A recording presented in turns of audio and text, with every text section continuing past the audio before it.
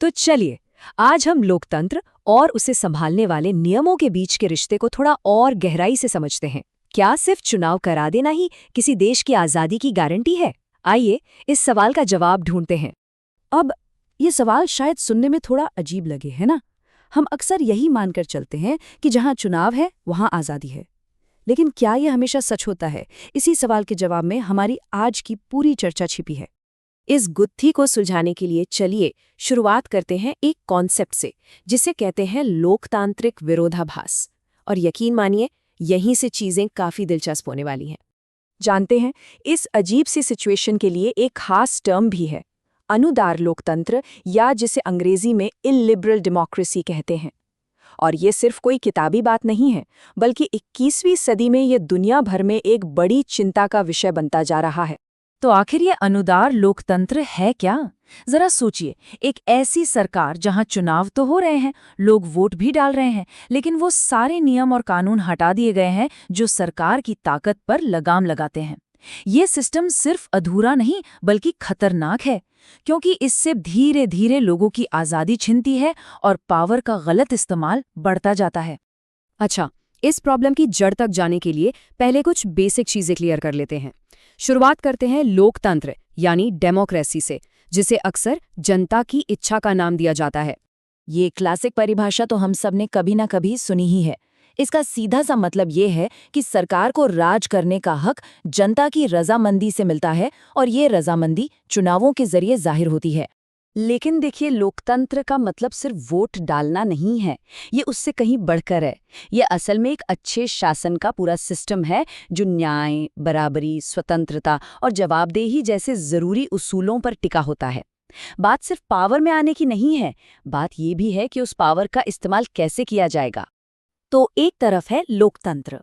अब आते हैं इस पहेली के दूसरे और उतने ही जरूरी हिस्से पर, संवैधानिक शासन, या जिसे हम कानून का राज भी कहते हैं। यही वो ढांचा है जो लोकतंत्र को अपनी हदें पार करने से रोकता है। संवैधानिक शासन का मूल आइडिया बहुत सिंपल है। ये कहता है कि सरकार अपनी ताकत खुद नहीं बनाती, उसे ये ताकत देश के संविधान से मिलती है, और वही संविधान उस ताकत की सीमाएं भी तय करता है। ये एक बहुत ही पावरफुल आइडिया है।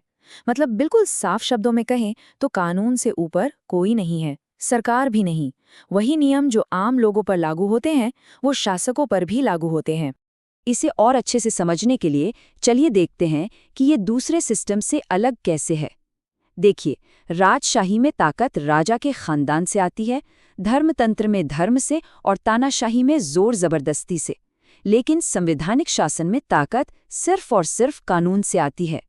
और यहीं पर आकर ये दोनों आइडियाज मिलते हैं। ये है हमारे डिस्कशन का सबसे जरूरी हिस्सा, लोकतंत्र और संवैधानिक शासन के बीच की ये आवश्यक साझेदारी। ये दोनों अकेले अकेले काम नहीं कर सकते, इन्हें एक दूसरे की सख्त जरूरत है। इसको एक मिसाल से समझते हैं।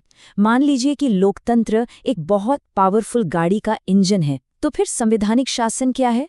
वो है गाड़ी का स्टीयरिंग, उसके ब्रेक और ट्रैफिक के नियम। अब सोचिए, इंजन के बिना गाड़ी चलेगी नहीं, लेकिन स्टीयरिंग और ब्रेक के बिना वो सीधी जाकर क्रैश हो जाएगी। तो ये ब्रेक और स्टीयरिंग असल में है क्या? संवैधानिक शासन ये पक्का करता है कि कानून की नज़र में सब बराबर हों, सरकार की ताकत की एक हद हो, लोगों के बुनियादी अधिकार सुरक्षित रहें और एक आज़ाद अदालत हो जो इन अधिकारों की रक्षा कर सके। और ये सब होता कैसे है? इसके लिए एक बहुत सोचा समझा सिस्टम बनाया गया है, जिसे कहते हैं नियंत्रण और संतुलन, या चेक्स एंड बैलेंसेस। ये कोई हादसा नहीं बल्कि एक डिज़ाइन है। चलिए एक क्लासिक उदाहरण देखते हैं। जैसे राष्ट्रपति, जो सरकार के कार्यकारी प्रमुख हैं, उनके पास जजों को अपॉइंट करने की पावर होती है, लेकिन उस पावर पर विधायिका यानी सीनेट का कंट्रोल होता है। हर अपॉइंटमेंट के लिए सीनेट की मंजूरी जरूरी है। देखा, ये है एक चेक, एक तरह का नियंत्रण। एक और उदाहरण देखिए, संसद या कांग्रेस के पास कानून बनाने का अधिकार है, लेकिन उस पावर को राष्ट्रपति के वीटो से बैलेंस किया जाता है। ये जानबूझकर बनाया गया तनाव ही इस बात को पक्का करता है कि कोई एक हिस्सा जरूरत से ज्यादा ताकतवर ना हो जाए। अच्छा, ये सारी बातें सुनने में तो ठीक लगती हैं थ्योरी में, पर असल दुनिया में इसका क्या मतलब है? ये हमारे लिए ज़रूरी क्यों है? इस बात को समझने के लिए नाइजीरिया का एक उदाहरण बिल्कुल सटीक है। वहां एक टिप्पणी की गई कि आज हमारे पास लोकतंत्र तो है, लेकिन सामाजिक, आर्थिक और राजनीतिक विकास नहीं है। ये सिर्फ एक थ्योरी की समस्या नहीं है, इसके असल दुनिया में बहुत गंभीर नतीजे होते हैं। तो जब डेमोक्रेसी तो हो, लेकिन उसे संभालने वाले नियम कमजोर पड़ जाएं, तो क्या होता है? नतीजा हमारे सामने है।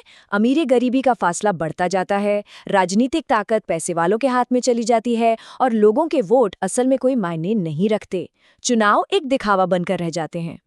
तो सबसे बड़ी और ज़रूरी बात जो हमें समझनी है वो ये है कि सिर्फ चुनाव करा लेना काफ़ी नहीं है।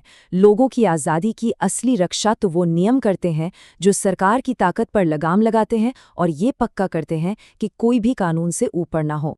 तो ये सब हमें एक बहुत बड़े सवाल पर लाकर छोड़ देता है।